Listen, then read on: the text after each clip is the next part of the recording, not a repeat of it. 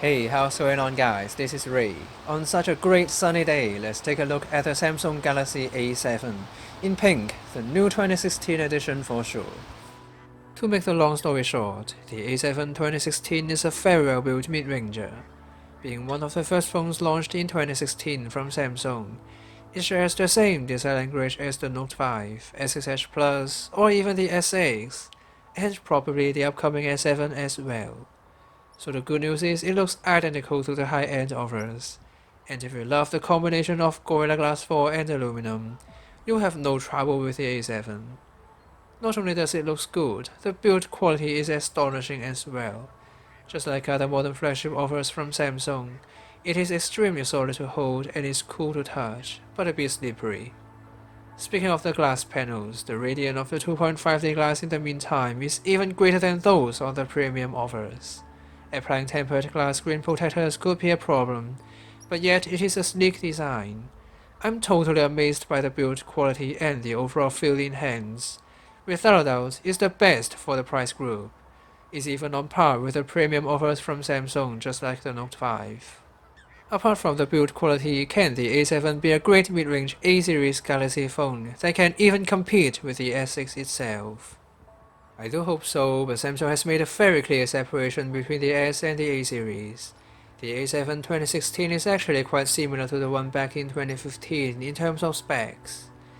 And day-to-day performance is not flawless. Plenty of frame drops can be observed every time I open those app folders. The green line shows the frame rate that could be considered as smooth. Anything above is a frame drop in our eyes. There's no LED notification light as well, just keep that in mind. Fortunately, one of the SIM trays can be used as a microSD card slot. So, if you need the cutting-edge technologies, go for the Note 5 or the S6 Edge Plus. If not, media consumption, web browsing, texting, gaming, listening to music should work just fine. More than just fine, some really cool features including the multi-window and floater windows that support tons of third-party apps are found on the A7, together with the one-handed mode and the access to the theme store. Those features are identical to the flagship lineup.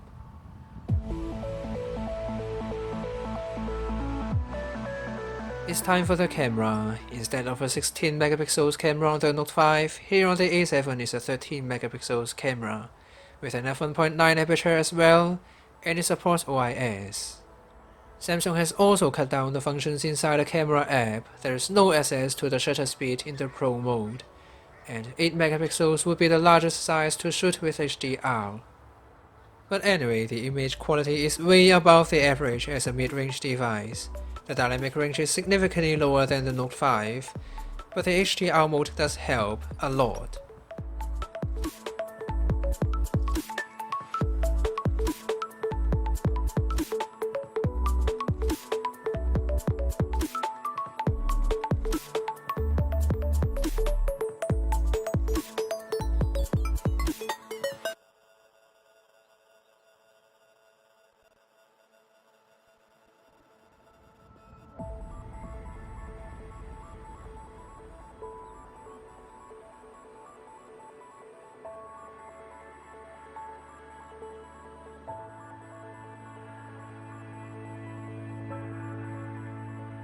With the night mode on, shooting in some darker areas is also not a problem at all.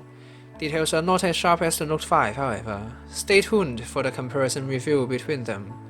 Overall, it is a great mid-range camera, and here are some videos as well. Right after the photos.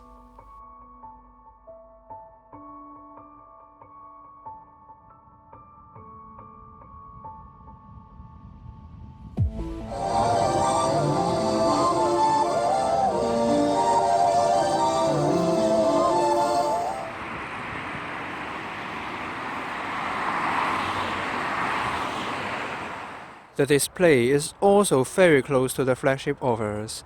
Close because it's a 5.5 inches 1080p display instead of a Quad HD display. But surprisingly, the quality of the display is just mind-blowing. With all those punchy colors under the black, you won't notice the difference between the Note 5 and the display here on the A7, unless you take a really close look at the pixels. Right after the display, the audio quality of the speaker is also crucial to some users, and we are getting a single speaker here on the A7.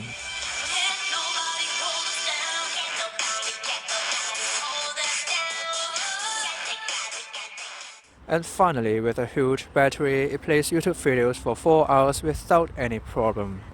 And the graph here shows how it's compared to other devices.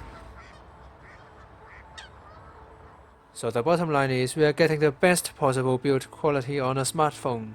Great camera and display for the price, but there are some compromises. Day-to-day performance is not as smooth as the premium lineup, and you have to expect a clear separation between the S and the A series. So if you don't need that much power and everything is top of the line, but you are seriously care about the build quality and the design, the A7 is tailor-made for you. So it's the end of this video. Like this if you like this, and don't forget to subscribe. Once again, this is Ray. See you next time.